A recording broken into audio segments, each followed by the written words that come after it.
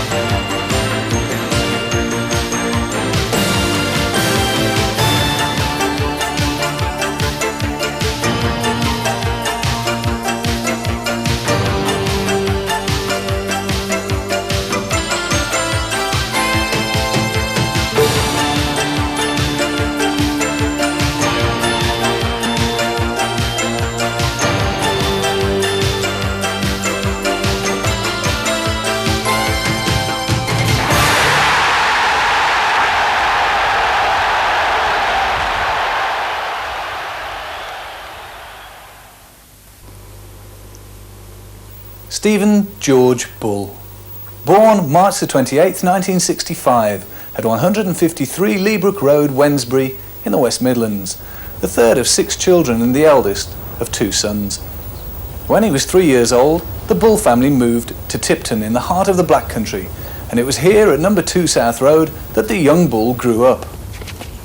His first football experiences were gained on the traffic island that serves as Wembley for the youngsters of South Road, little realising that one day this would lead to his stepping out onto the genuine verdant turf of Wembley itself, representing his country at international level and playing alongside modern-day footballing heroes like Gary Lineker, Paul Gascoigne, Brian Robson and Peter Shilton.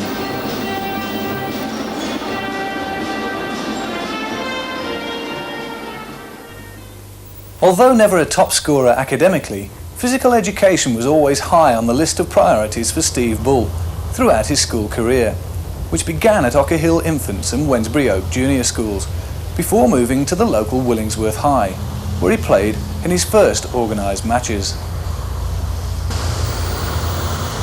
Every footballer always says, I've always wanted to play football for as long as I can remember. When you were at school, was there anything else that came into your mind that you thought, I'd like to have a go at that? Not really. As I say, I was out there, as I say, old ball, you know what I mean, boots tied up to your shins, like whatever. I always wanted to be an all-in-all footballer. Nothing else ever come across. Did you have these great games in the playgrounds at lunchtime where you line up against the wall and pick sides? Well, we used to do things like that. As I say, I used to go back home with ripped trousers, grey shoes, new shoes, stuff like that, coat ripped. What I used to like to play in goal on the car park and everything, stuff like that. But as you say, them days are gone now. What about school itself? Were you a good studier or not? Not all that well. As you say, the only lesson I always wanted to do is PE. That was about the only one. The other ones I just went through the exams as though thingy, as though I was a dumb person. But I'm not that dumb. Where did you sit in the class? Were you the kind of guy that sat at the back in a row of four? Or? No, I liked to sit at the front but out the way. So the teacher couldn't see you? That's it, yeah, they could see what I was doing, but I wasn't doing it too well. Well, Sid, a lot of people have credited you with the discovery of Steve Bull, and it's true that you were the first man to really recognise his abilities, I think. Yeah, well, I was put in mainly for Tipham's youth team, really. You know, that was the idea of it in the first place. You know, at the time, I don't think I was scouting for the Albion when he was 13. You know, I was friends with Woodrow. I'd been the Albion's chief scout. You know, but she used to body players from the youth team occasionally. But you saw Steve playing in a little game over the back of your house, I believe. Yeah, there was a match on the Willings of the schools, see, and I noticed him beavering away. The little smallest player on the pitch, playing up front. Got goal poaching ability. Having shots at goal, wasn't scared to miss, you know. And I thought, well, I'll ask him to play for me in 2 years' time when the game's ended. If he'll come and have a game over Tipham's youth team. Got a good shot on him then as well as a young man? He could hit the ball, although he was frail. I think his timing really with him. He's got good timing. Because he was physically a late developer, wasn't he? Oh, he was very small. Even when I had him in the youth team, although he started to grow, he's still got no strength in him. And he was very frail. He was getting taller, but he could always score goals. A professional football career was a distant dream in July 1981 when Steve commenced work on a youth opportunity scheme with bed manufacturers Vono.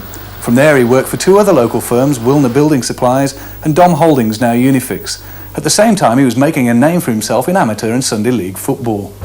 Alf, now you had Steve Bull playing for you on a Sunday morning. Some people will probably find it difficult to believe that Steve Bull was playing Sunday morning football, but you indeed had him there with your Sunday side. Yeah. What made you want to sign him in the first place? Well, Steve's exceptional pace was the thing that first caught my eye with him.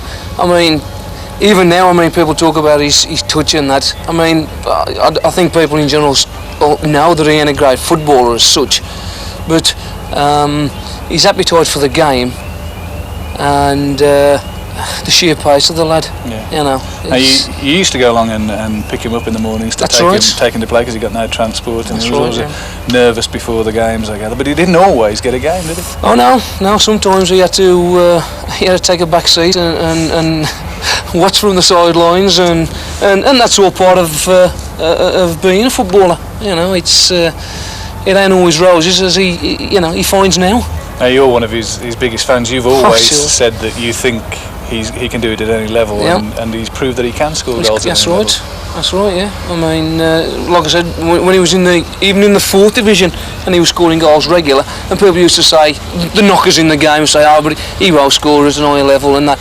But when you've got the pace that he's got, he'll score for, Wolves, England, whoever. Do you remember any particularly spectacular goals that he scored in Sunday morning football? Well, that's difficult question to ask, really, Phil, because he scored on average a goal a game for me. Yeah. So the only one that springs to mind, it was a cup final when we played the Four in Hand, and we'd lost to them the week before in the cup final. Yeah. When I told Steve. This is when the Albion at first said that they wasn't going to give him the contract. And Blackpool were apparently. Well, Blackpool was on his trail, but I'd got a Stoke City scout coming to the game, and I thought, well, I'll give Steve a bit of a boost and tell him, look, I've got somebody here to, who's watching him.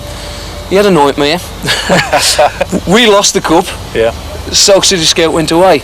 The second week, we played him in a game, the same side, 4 in hand, the team who Brian Robson used to be associated with when he was at the Albion, and we beat them 3-1. Bully scored 2 cracking goals. And if he'd played well the week before, he could have signed for Stoke. But as it was, he went to Albion. As it was, the Albion changed their minds, and I think that saw a bit of sense in the end. And rest speaks for itself, doesn't it? I took him in on the first Monday of Christmas, after Christmas, and told Nobby Strauss asked me about him. I told him he couldn't play for Toffee. Why did you say that? Well, he hadn't got much control, and Nobby said, what's his good points, and I said, well, he scores goals, and he said, that'll do for me.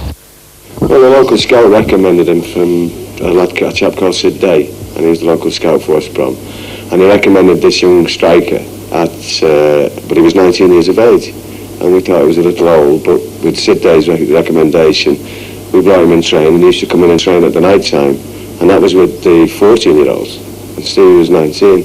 So I always thought that showed a lot of character to come in and start training with the youngsters. And so then we put him in the 18 for us, and he played in the 18. And every week he played in the 18 for me, he always scored 1 or 2 goals. But one of the big things was he missed goals. He was always going to get chances in a game, 100% all the time. He used to wear defenders down. He'd never give them a minute. And I always thought, well, I was a defender. How would I like to play against him? And I thought that was the way I wouldn't. So anyway, he did well, he did quite well, and I recommended to John Giles to sign him pro. And John said, well, we'll play him in the reserves for a few games. And he played in the reserves for a few games, but he didn't do much. And then I found out why, really. He hadn't been showing much in the reserves, that he was coming and training for me on a Thursday night, working on a shift the next night. And I know that the work he was doing was very hard. I forget what it was, but it was hard work. And he was working till the early hours of Saturday morning. Coming to play for me on the Saturday morning, we might travel from 8 o'clock or something over to Nottingham, play. Always scored 1 or 2 goals. Played in the afternoon for Tipton, and played on a Sunday for the local side. And then on the Monday he was back in work on a shift, and on a Tuesday night he came to play for the reserves. He had no energy. So I said to John, well, I'd recommend to sign him pro. And he says, well, do you think so? And I said, I think so. I would recommend signing pro. So he signed pro, and again he started to score goals. He always scored goals. Despite impressive goal-scoring performances and occasional first-team appearances, Bull failed to persuade West Brom manager Ron Saunders of his merits, and Saunders subsequently transferred him to nearby struggling rivals 4th Division Wolverhampton Wanderers. I think it was a very big disappointment for Stevie, yeah. To say it was anything less was, because as I said, he was a Tipton boy, and he'd been given the chance at West Brom, and he used to love playing for them. But I think, to be fair, I think it was the right thing for him. People said, I'm sure West Brom would look back and say, well, wish we'd have kept him, and we'd have had this and we'd have had that. But I think it was the right thing. I think Ron Saunders did the right thing for him, because he wasn't really getting his chance there, and he went away, and I think it gave him that much more belief in himself as well, and he was going to show everybody, which he has done. And I think, I think Ron Saunders was right for that. Obviously, for a team like Wolves, being steeped in the tradition and the history that they've got, playing in the 4th Division must have been a real disappointment. Well, it was, because when I first went there, they played Chorley away at Bolton Ground, and I thought, oh, what have I come to? They lost 1-0, and I thought, oh, what have I come to? And then the next 3 games, we lost 3-0 on the trot. I thought, yes, definitely, what have I done?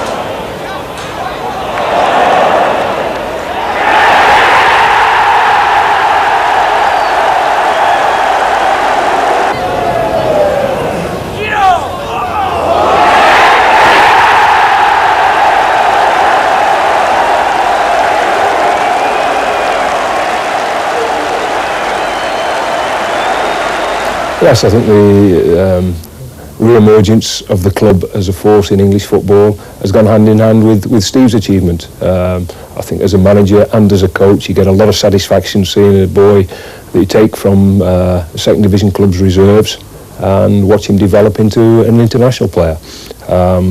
There's some hard work gone into the development of Steve. We've worked hard with his finishing, his first touch, things like that, but we've got to recognise how much the boy has put into the game and how much he's improved himself.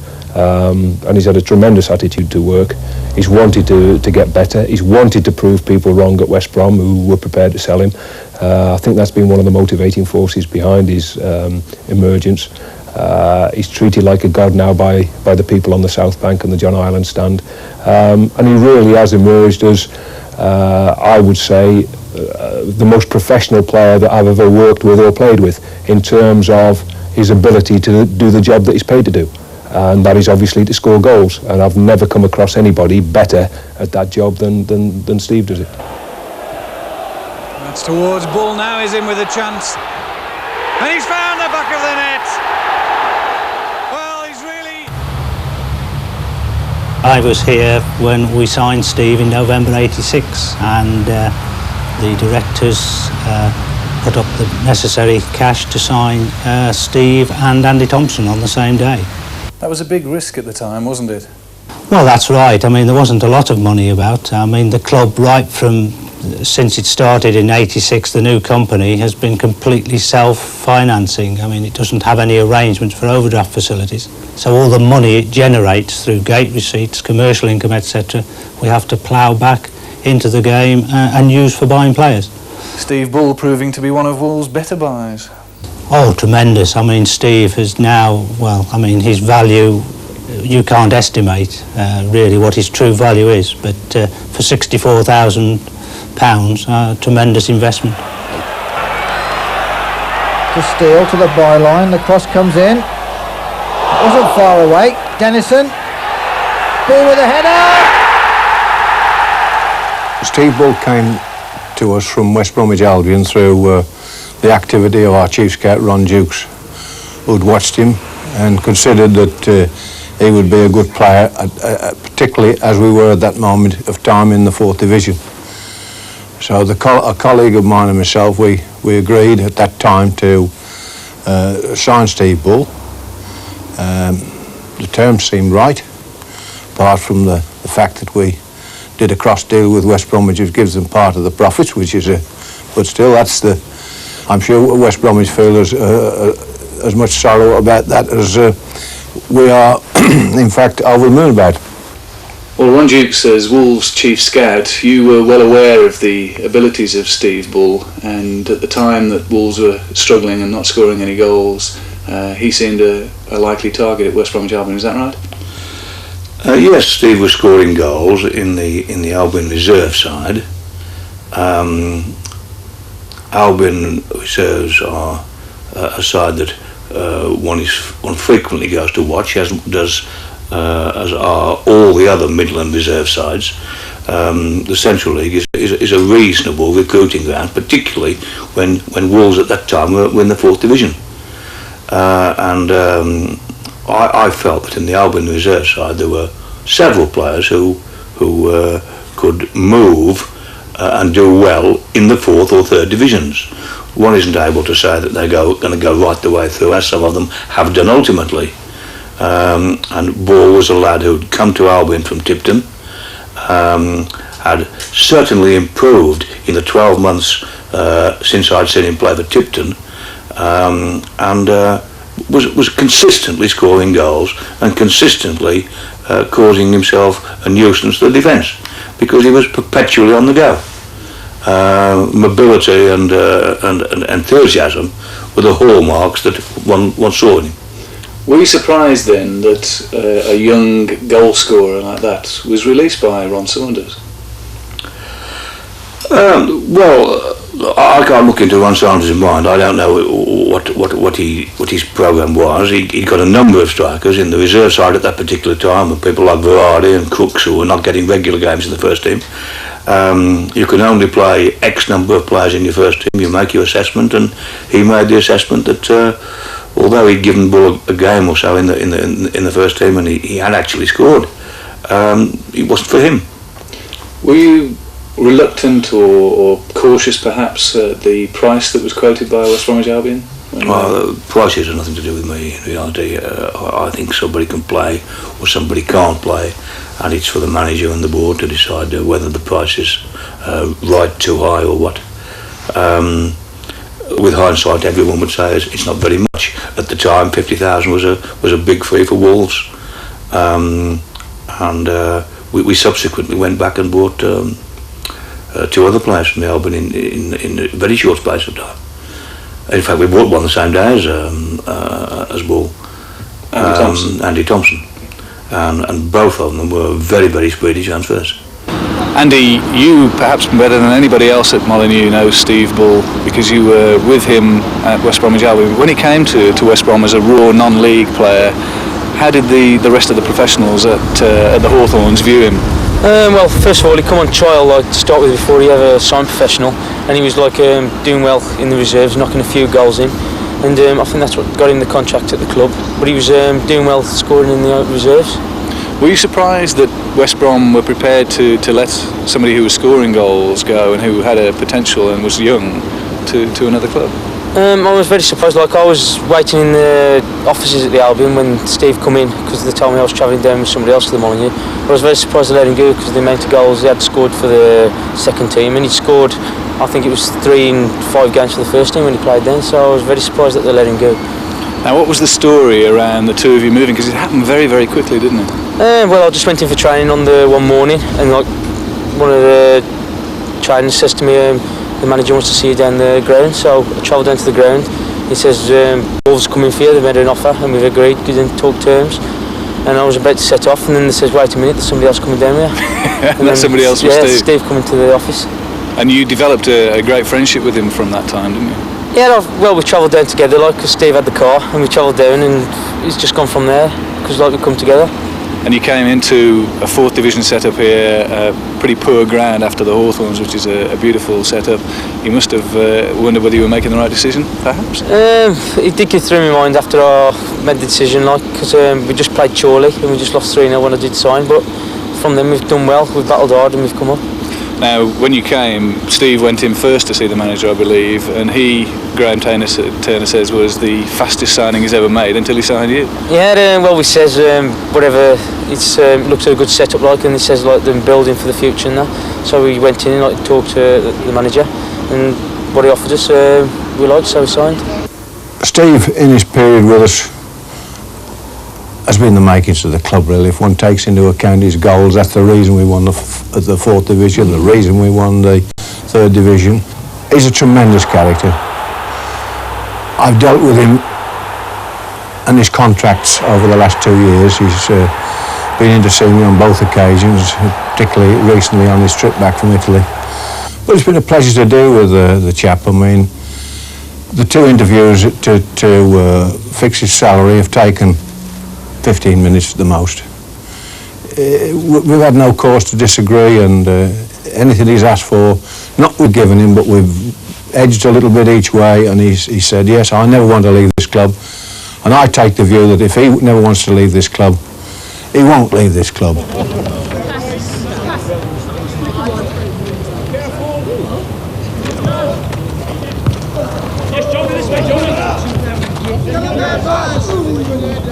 There's a peculiar tradition here at Wolves which involves all the players training on the club's car park.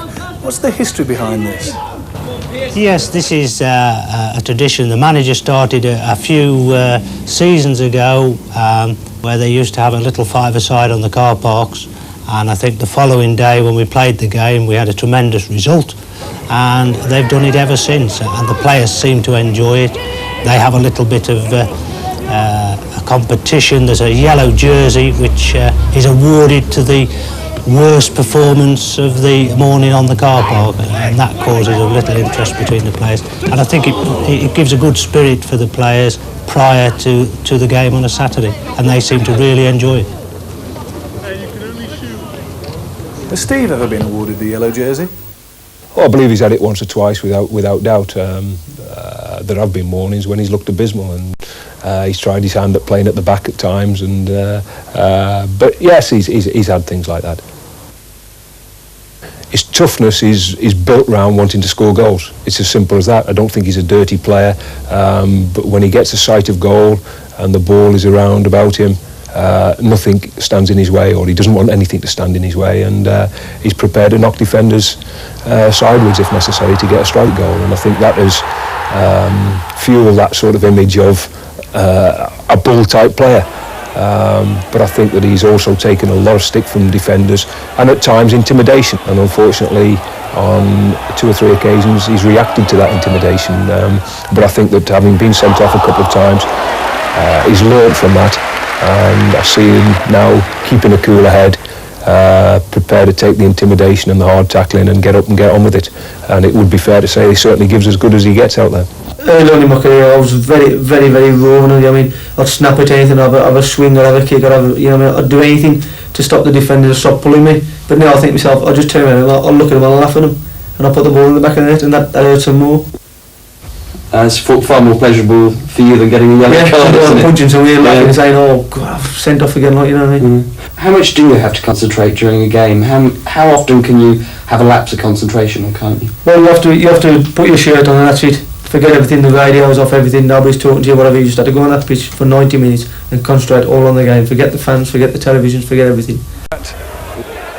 The only person in the upper tier of the Waterloo Road stand is the Wolves manager, Graham Turner. And that drops the ball, fires one, 1-0! Oh, he'll be delighted, that's put Wolves ahead. Turn from Dennison. That's a beautiful ball in for Much, lays it up for Ball. 4-0! Leicester full-back. That's a great ball through. Steele now. Ball in again, can he get his hat-trick? He can! 3-0! 3 goals for Ball. 5-0 to Wolves.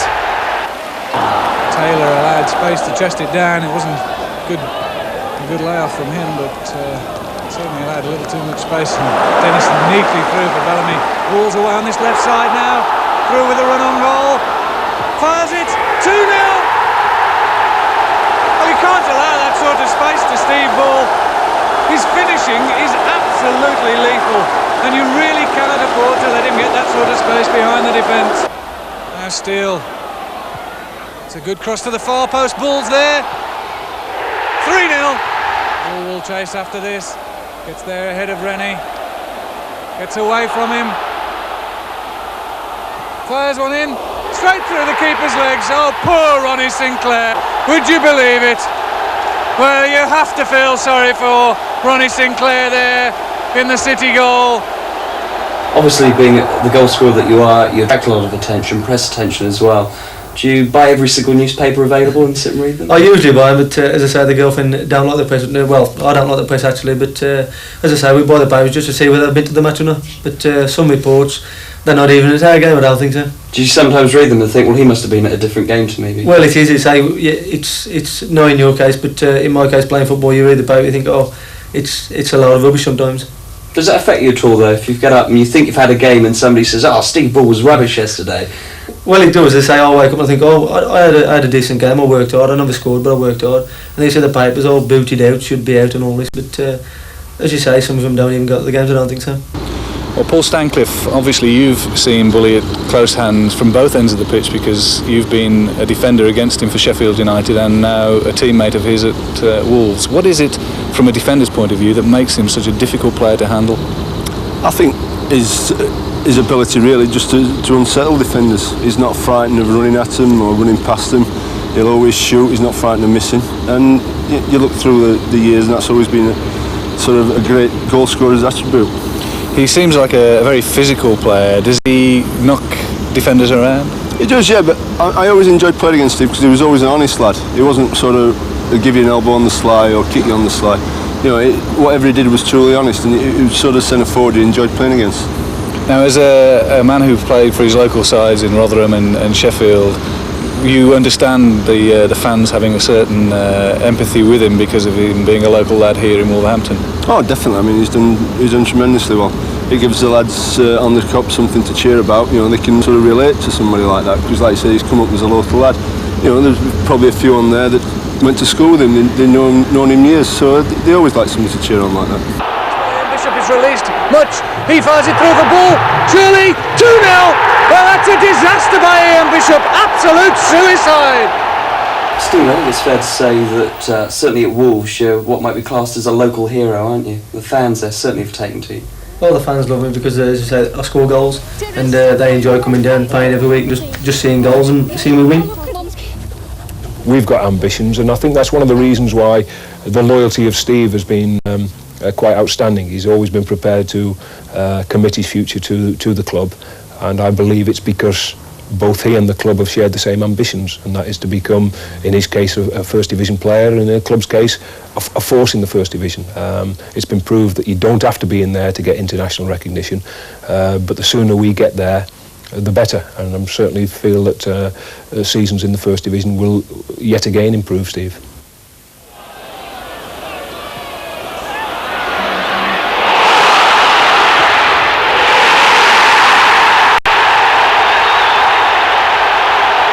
Header away from Andy Ritchie, neatly brought down by Cook and volleys it up in one motion. Ball, surely 1-0. It's there. Steve Bull. Well, Wolves had started positively and really should have gone 1-0 ahead from Andy Much just a moment earlier. Wolves are really enjoying themselves this afternoon. Bull, it in, 2-1. I think one of the big things about Steve is his honesty, and I think it shows to people. It shows his guts and his character. You know, as I say, people used to always kept going on about his first touch and his this and that, and nobody plays at international level as he's played and coming through the divisions and keeps scoring the goals like he does. If you're not a good player, he's a very good player, and as I said, and they're the things. And I think, you know, his name probably typifies it. Bull, they like that Bulldog stuff. When England against the wall or whatever, that's when they come out with the supporters coming back in him. And I think they identify with Stevie. He's always going to be there. He's always going to be working hard for you. He's always going to be there. And if there's half a chance, more often than not, Stevie will hit the net. Well, here we are, Albert, just before Wolves fans set off for yet another away trip, and to see their hero in action, hopefully scoring goals at Ashton Gate. Bully is an absolute hero to the Wolves fans, and has really almost single-handedly helped to rebuild this club, hasn't it? Oh, without a doubt, without a doubt. I think we were sceptics in the early days, and you had people in my out saying, well, he's not as good as the old school, but I mean, in fairness, we got a bow to the lad. He's put Wolverhampton back on the map, the team. Everything so far, you can't praise the lad enough. He's done wonders for the club, and he's most certainly the hero of the day. The Wolves fans love him almost as a god, really, and it's something that you can actually build on. You can use the Steve Bull image to carry along projects for the supporters, and I think particularly of the trip to Newcastle. Well, that was a wonderful event. I mean, it was very, very, very difficult at the time, but Steve, as though somebody waved a magic wand in both directions, I think he took something out of the crowd that day. And we certainly took something out of Steve, and as you say, it was script written, really. It was a magnificent day, and he couldn't have done more, and it was down to a sole man in that particular instant to put 4 goals away. It was incredible.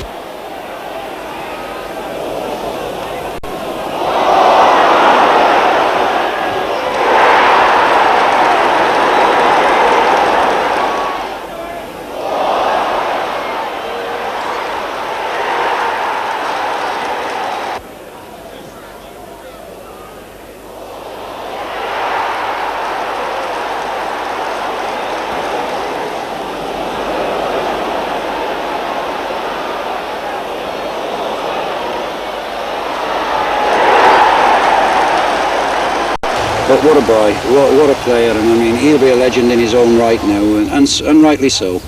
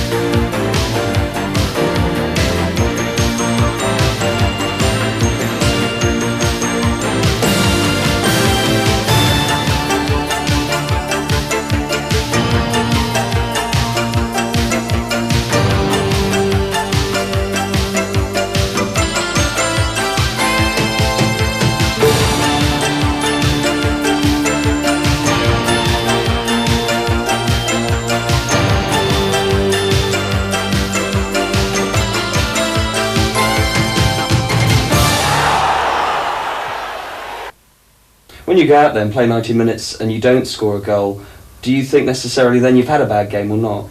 Well, I'm usually a bit moody after the game if I haven't scored, like, but not otherwise. I say as long as the team wins and the bonus in the wage packet, that's all that matters. How does scoring goals affect life outside? If you're moody for half an hour after a game, does that spill over into Saturday night? Well, not really. As I say, I have 2 hours coming back on the couch if we're away match and we lose. I'll sit there and then I come back and she smiles at me and goes, "Are you okay? All right, you all right?" or whatever. And I say, "Yeah, it's all right now. It's all gone now." But after I come back in the house, it's usually gone. What are those long coach trips like from away games when you come back, depending on whether you've won or lost? We have a game cards and relax and have a drink on the way back, and it's relaxing really. If you've had a bad game or the team's lost, do you sit there and take the game apart and say it was your fault for letting that one in? Well, we do, but we don't blame each other. We look over our mistakes and think, "Oh, we should have done that, we should have done this." But we never blame each other. It's a team game. On the side of being a team game, being a scorer up front, how important is it for you, for the players around you, to be playing well? Well, they've got to, haven't they? Because on the goal getter, the same as Andy Much now, but that we have got to have the balls, the supply of the balls to put the ball in the net. But it's on our own backs as well to do a lot of contribution to the other team as well to get there. Andy, they say that all good striking partnerships are pairs, and very much it's a case of Steve Bull and Andy Much that have worked together to bring Wolves from the 4th Division into the 2nd Division. Did you ever have any inkling when you first made that partnership how successful it would be? Not really, no. I think at the time, we just got thrown together, and Steve came from West Brom, he wasn't really very recognised then, and since he's been at the club, we've worked hard together, and we have formed a reasonably good partnership together, really, and I think obviously Steve's in the forefront, obviously being at the international level, but I think we do have a good partnership together, but obviously at the time I didn't really foresee that. You've had to work together. I mean, in times when you've been injured and he's not played so well, people do feel that you do contribute quite a lot to his game, but what's he like to play alongside? Well, he's very easy to play up front with, to be quite honest, because he's very hard working and honest, if there's a ball played down the line, he'll be the first to run to it, and vice versa. We both work hard for each other. We talk a lot together, before we go out, and we conscientiously want to do well for each other and, try and create goals for each other. And I think if you've got that, you're halfway there, He does score an incredible number of goals for the games he's played. What do you put that down to? Well, he's very strong and determined. Every game he plays, he wants to score goals. He's very hungry to score goals, and obviously he's got a very good strike, and he's got great pace and strength. And if there's sometimes a 60-40 ball, he's always strong enough to get there. He's had criticism from people who say that his first touch isn't good and that he'll never play well at the very top level. But you played very close to him. Do you think he's got the ability to do it at any level? Oh, without a shadow of a doubt. If Steve played for a top 1st Division club tomorrow, he'd be amongst the top 1st Division scorers. There'd be no doubt in my mind that that'd be the case, But they've mentioned about his first touch a few years ago, but that tends to stick a bit. I think what happens is they said he didn't have a good touch, which he may not have when he first came to the club, but he's improving all the time, as a player, and I don't think he'd be in the international squad if he couldn't control the ball. Simple as that.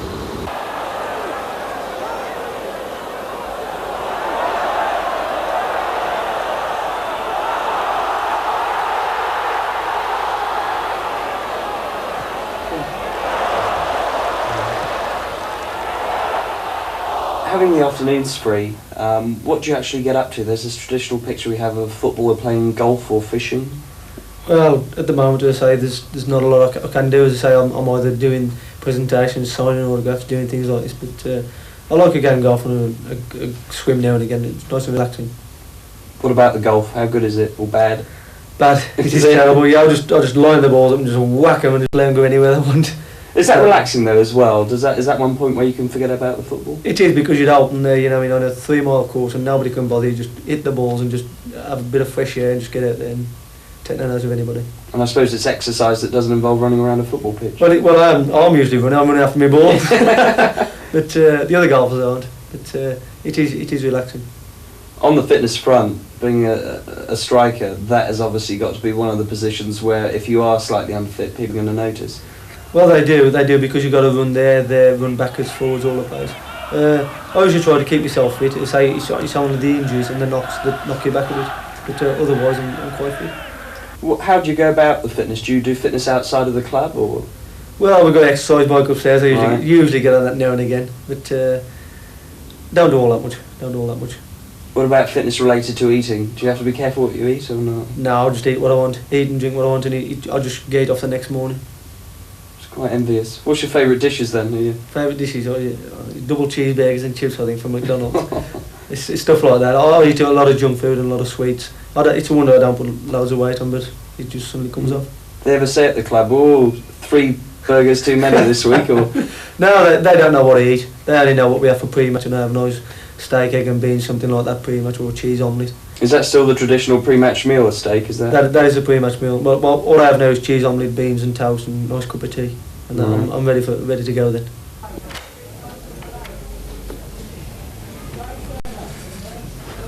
What time do you usually get to the ground before a Saturday game? We usually get there about 1:45, 10 to 2. Have a sit down and say read the programme, go and look at the pitch, and then get back and get ready. What about a midweek game, depending on whether you're home or away? Midweek game, I say we train in the morning, have a little circle and a few sprints. I'll come back and I say have a bit of soup or something for dinner, and then I have my steak, egg and beans, and then I'm off there. Right. What about away games midweek? Are they tiring? Because it's obviously, depending on the distance, you could be travelling for 3 or 4 hours before you get there. Yeah, they are tiring. Say it takes a lot out of you. That's why if you're a good say manager and trainer, they get you there early enough so you can have a rest or just sleep in the afternoon, so you can relax and then get up and then refreshing for the game. Right, but then again, come 10:45 and you've got to set back on the road. Well, that's it. You're there again. Oh, here we go again. Like, I mean, but as long as it's over, you don't mind. It's just travelling there and getting the game over with, and then when on the way back, you just relax and that's it. Then it's gone. What about the next day? Do they give you some time off? We usually have a day off a week. So the manager's generous to us. I think we have a Wednesday off after a midweek game, or even if we haven't got a midweek game, we run hard on the Tuesday, have a good blow, like clear the lungs, and then we have Wednesday off.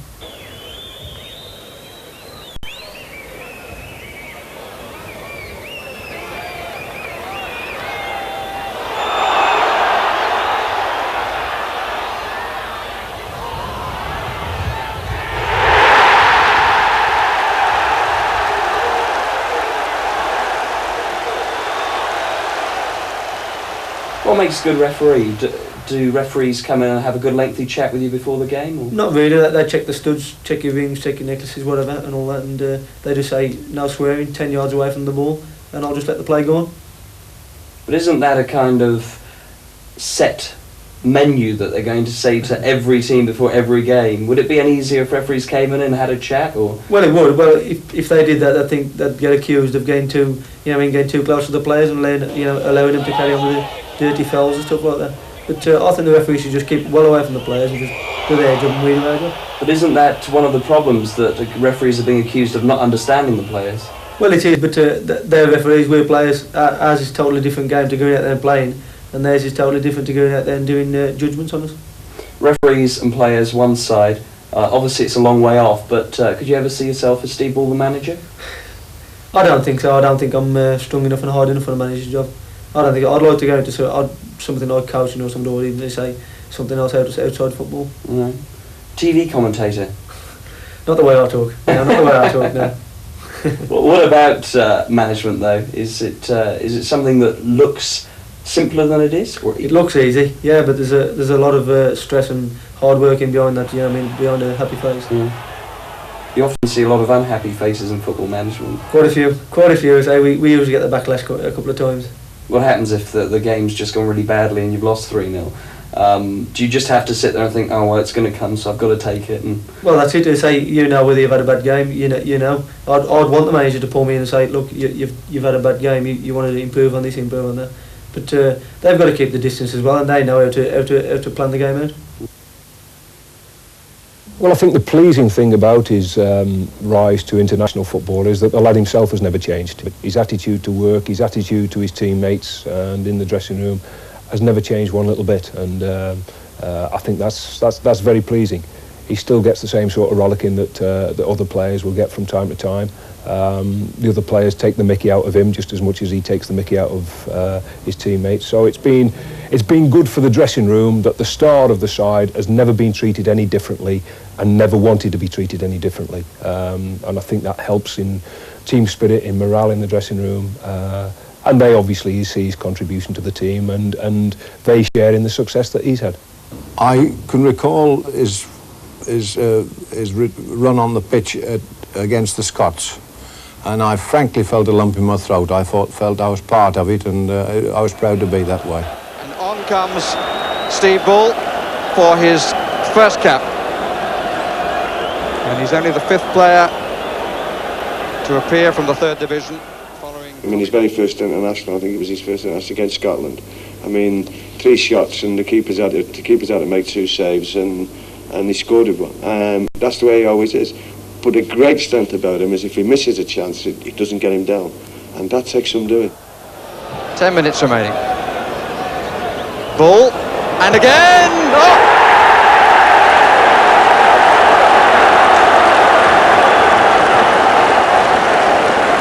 Right in the corner, what a start. Scoring on his debut.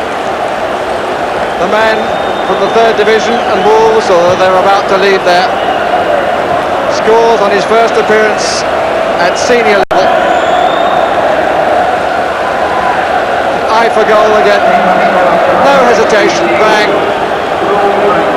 The cross in here, and as he goes up with McPherson, look, it hits his back, and he's already turning because he knows where it's going to drop, and he finishes superbly, and really instinctive.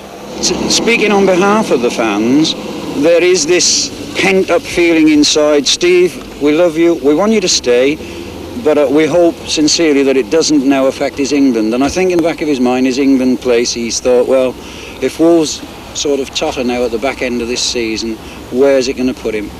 We sincerely hope and believe that the fact that he's staying loyal to Wolves will not affect his chances with the England squad. He's already Wolves' 2nd highest goal scorer behind John Richards, and he's made inroads into the England side. Can he score those sort of goals at international level, which is a different type of football? There again, I haven't got a crystal ball, I can't answer that. One can only say that if he's given the opportunity, he'll prove whether he can or whether he can't. And do you think he will get that opportunity? Because the problem is that the style of his play is not that sophisticated, is it? When you come to sophistication and so on and so forth, the only thing that wins matches is the ball in the back of the net. Now, if someone decides that they're going to give him the opportunity to see whether he can do it, he'll take that opportunity and do it, or he'll take an opportunity and fail. And that's what he's done all the way along the line. And up to now, it's been one long string of success. I don't think he's had entirely a fair crack of the whip in his service to England. He hasn't, to me, he doesn't seem to have had the right sort of service.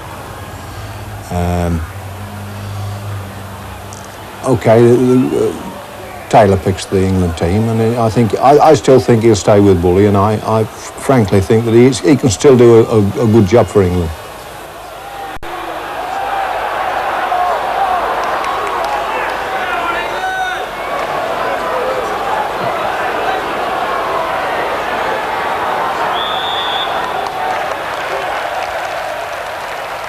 We've had a change of manager during his brief career in international football.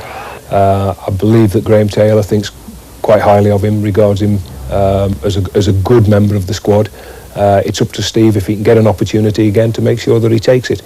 I believe that the criticism of him has been very unfair, and the pressure heaped upon him before the Poland match was almost unbearable.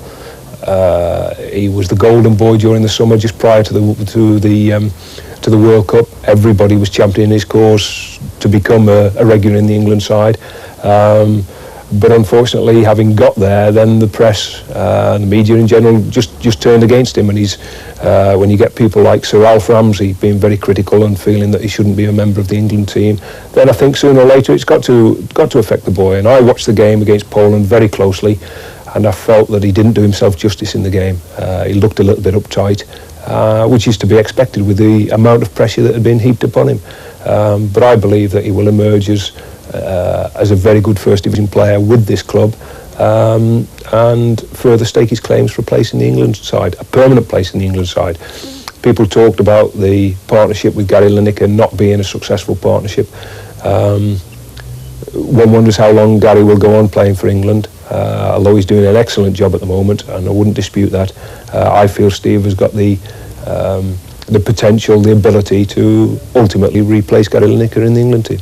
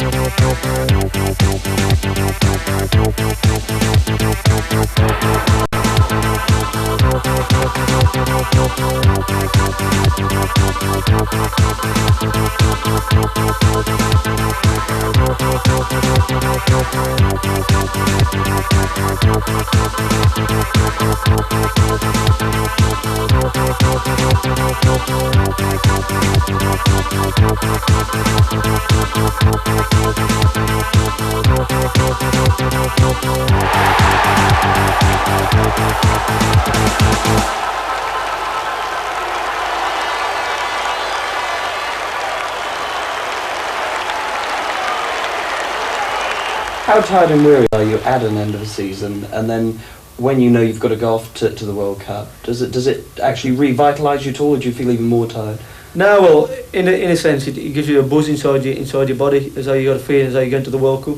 But at the end of the season, your legs are tired, your head's tired, and you just want to get back home. Have a couple of weeks off and eat and drink as much as you can. But I never had the chance this summer, as I went to Italy, and it went okay. What was Italy like? How did you find the locals out there? It was all right. As you say, you see in the papers a bit these discos we went to and everything, but there was no life there at all. As I say, we could never go out, never do anything. It was just we was there for a job, and that was it.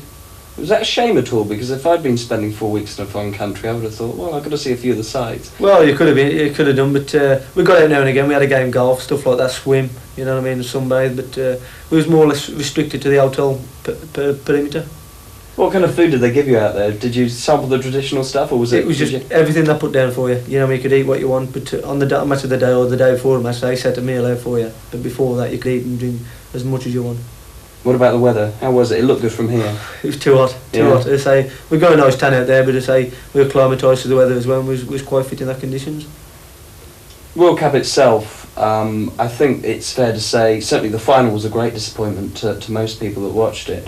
There was a lot of playing up to the cameras out there. How were you out there? What did you hear from back home when you were out there? Well, I didn't hear much. As I say, all I was hearing say all the people are cheering for it and everything, hope England do well and all that. But as far as the team went, I think the team went extremely well. As I was unlucky. If we'd have had a bit more luck and he scored another goal against Germany, we'd have got to the final. I think we'd have won the final. But the final itself, as you say, disappointing. Argentina, disappointing team.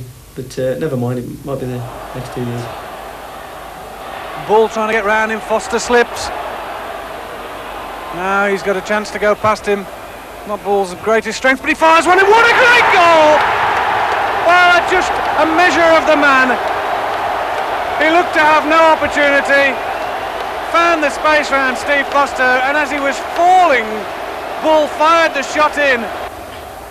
Playing for Wolves, coming up through the fourth and then the third and the second, now in the second division, it hasn't looked that difficult from an outsider's point of view. It looks as though the team's played well, and that's been the end of it. Well, it does, but this is the season we start off the best out of the four of them, and we usually start slow and then pick up towards the end where we don't even get nowhere. But we're starting well this season. Touch wood, I hope we can get out the second division this year. How important is it for you personally to play first division football? Well, I think I've had four seasons with Wolves now, and I'm due one season in the first division at least, so I just hope it's next season. Let's hope it's more than one as well. Well, I hope so. I say once we're up there, I'm going to try and keep them up there. Cook curls it through, Bull's there, fires it first time and finds the back of the net. Looked up, looked at the goal, picked his spot, didn't bother controlling it, just hit it in the back of the net. It's that simple. You come across as a very kind of ordinary chap. No great airs or graces. How do people outside see you? Do you have still friends from, say, 10 years ago, 15 years ago that you meet up with and they say, oh, I can't talk to you now, you're a famous footballer? Well, they do. I do meet up with them now and again as much as I can. But when I meet up with them, they're still the same. They still respect me as the same person, the same player. Do they talk to you differently at all? No, they're still the same. They still say, "Do you want a point?" That's about all they Is say. that a good starting and then point? that's it. They're too embarrassed to say anything, or you know, I mean, they don't want to come and speak to me. But they're okay. Do you find that people, if they come and talk to you, only want to talk about football, or think that you only want to talk about? Well, they do. As I say, when I go out for a presentation, whatever, I want to shut off. But with your friends, you know, you've got to keep talking and talking and talking over the same things again. Where I've said it, you know, to you, you like to on and on and on. But you have to talk about it, and they're your friends, so you have to keep in with them. Do you ever try and change the conversation a bit and bring in something that you want to talk about? If I there's try something to. that you've seen on telly last night, or I try to, as I say, but as I say, they just overall it, you know what I mean? They go back straight onto football again, but you can't do anything about it. Dennison with the corner. Flicked on by Thompson. Ball! Stevie Bull's done it. outside of football, you got two dogs here at the house. They're quite a handful, aren't they? Two tellers. Yeah. Yeah. No, they're good dogs. They say that they keep the girlfriend company, me and myself company, but they're good lads. They say that they break us up really. They say we take them for walks over the mountain and have a good. As you say, it keeps them fit as well. They look pretty vicious chaps. I mean, the bigger one is apparently the friendlier one. Yeah. Yeah, King and Sam. Like King's the big one, and he's the one that usually looks after Sam. But Sam's bossing him about now. But they are a handful. But Sam's not very old and already looks as though she's gonna.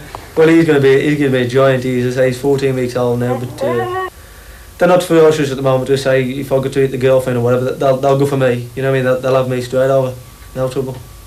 What about taking them out for exercise? Is that full-time occupation? It's like that, you know. Two dogs and two leads. Your arms are out and everything. You come back, your arms are bigger than what they should be. But they're all right. Good company as well for your girlfriend. Very good. As I say, I go on the England trips and I go on, in the Wolves trips and everything. And as I say, she's got somebody to shout at. Well, does she shout at you when you're home then? Or? Well, a few times.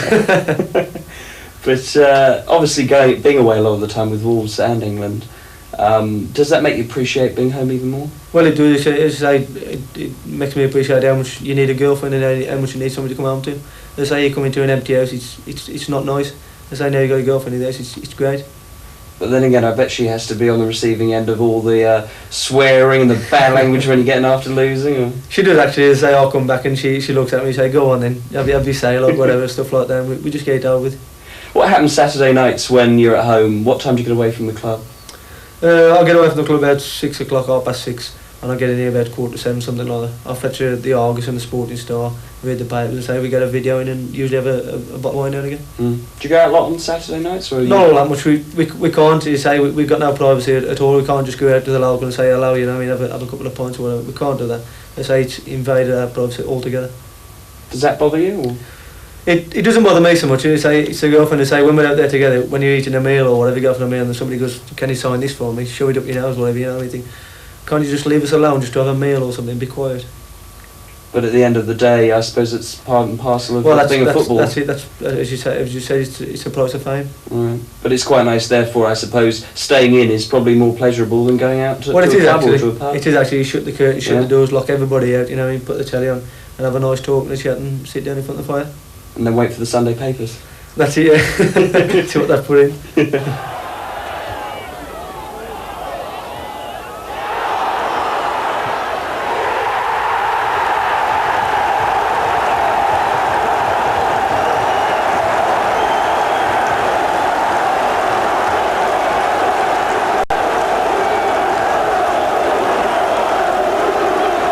What about videos? Are you a big video fan?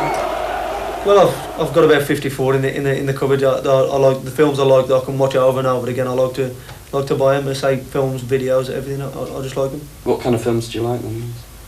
Thrillers, I think. I like a thriller. But they frighten the girlfriend telly, so we can't have them in the house. What other stuff on the telly do you like watching? Can you watch a football game now without just seeing it as a tactical? Well, I don't like watching like the big match, the whole coverage of it. I like the highlights. You know, I mean the highlights. It's as you say, the same as cricket and golf. I like the highlights to show the good parts and not the bad parts. But do you ever sit there watching a game live, for example, and saying, no, that's not the way to do it? Well, I'm always on the edge of my feet to go, like, you know what I mean, I'm saying, I could have done that, I could have done that. Who do you actually admire then, First Division wise? As a player? Yeah. As a player, I've always admired Ian Rush. Ian Rush, I've always, looked at him and I think to myself, I'm clinically the same player as he is. So what makes him a better striker than other strikers? What has he got? Is it intuition or is it... Goals. Yeah, when the ball in that's it. good start. That's good As I say, start. the other strikers, I mean, they have off weeks and on weeks where he keeps plugging away and getting goals. Cook takes it over. It's inside, good ball in, Bull. He scored. It's about his second touch. And Stevie Bull starts this season when he finished last. Phil Evans having to battle there. And Timmy Steele as well. That's a good cross, and Bull is in there for his second. Harris wins, but only as far as Dennison to Bull. Is he on for the hat-trick? He certainly is. Here we are in the games room with a fair old collection of silverware over there, Steve. Yeah, as I say, there's quite a few trophies up there, and as I say, the golden boots and a couple of sign balls as well. As I say, that all things I've won or gathered up over the World Cup in the future. And I think the display is down to you, isn't it, Julie? Yes, he left it all up to me.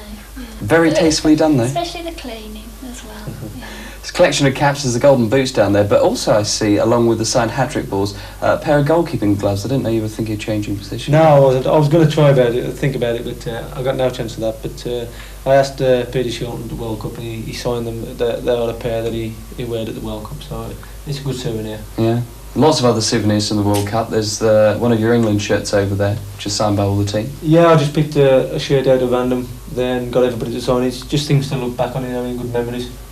And loads of other pictures of Wolves games, England games. Some of them photos, and there's actually a painting over there. Yeah, there's a painting there, leader of the pack, and that's a limited edition that people can buy, a mail order. But all the rest are just picked from random and put in frames. And the best bit's got to be this corner. Well, it is when on say the 6 week holiday when everybody else is working. It'd be nice in here for us just to sit down and have a nice quiet drink. Yeah. Are you going to be banned from this room, Julie? I think I already have. It's a men's room, mate.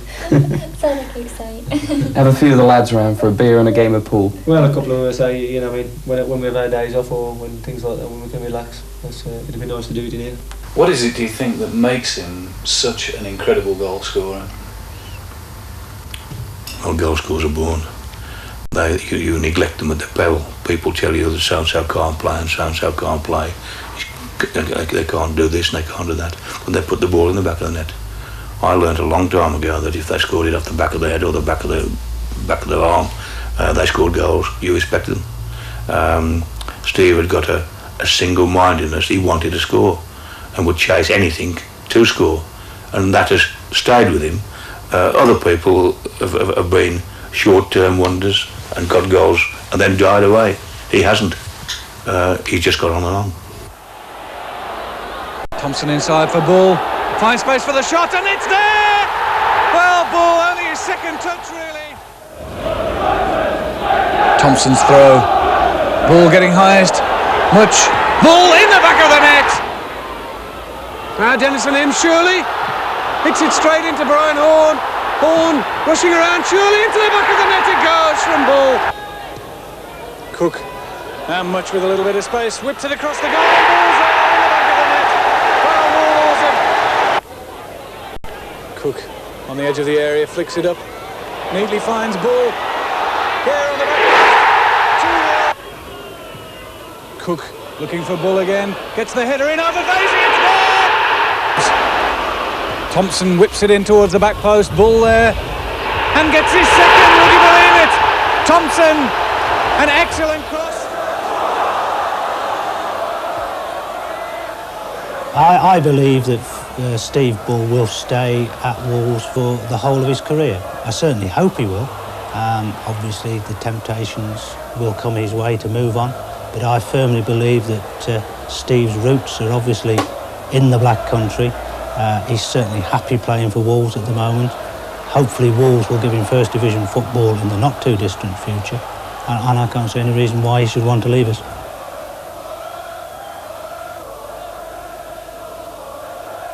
That as I say, he's a one-off, and the bigger thing is if he'll always be scoring goals. So if you keep looking at the records, he's always going to be there.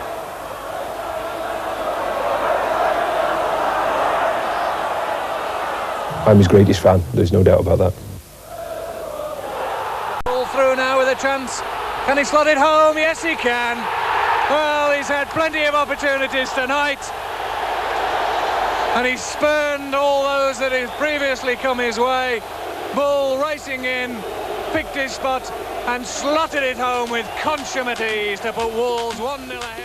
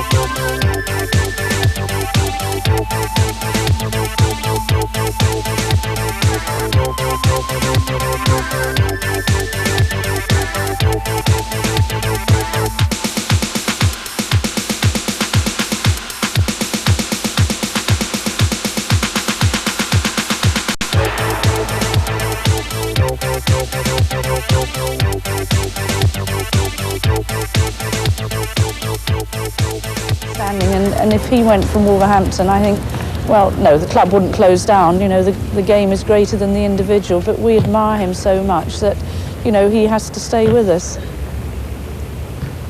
Did I say it loud enough for him? Okay, fine. Okay, not at all.